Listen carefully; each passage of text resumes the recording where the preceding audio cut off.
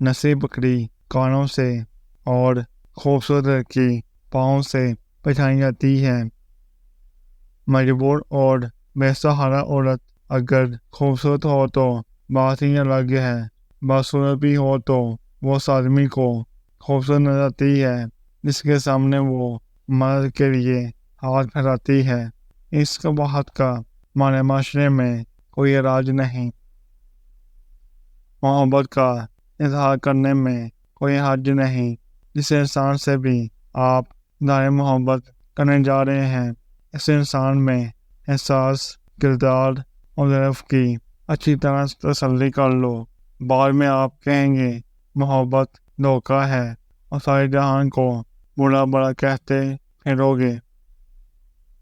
رشتے نبھانے کا ہنر نہ ہو تو رشتے بنانے سے بھی گریز کریں۔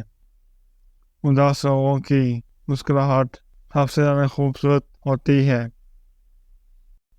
دعا کی قبولیت آواز کی بلندی نہیں بلکہ دل کی طرف کا تقاضا کرتی ہے، اور جسے زندہ نرگوڑ کیا جاتا تھا آج عزت دینے والے اسلام سے آزادی چاہتی ہے۔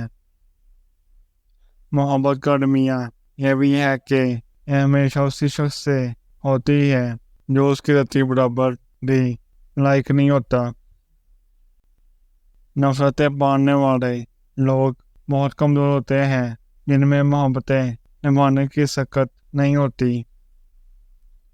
عورت ایسے مرد کو کبھی نہیں اپناتی جو زبان اور بد کردار ہو، جسے عورت کی عزت اور مقام کی قدر نہ ہو، اس کا احساس نہ ہو۔ ویسے مرد کو اپنا بھی لے تو چھوڑ دیتی ہے۔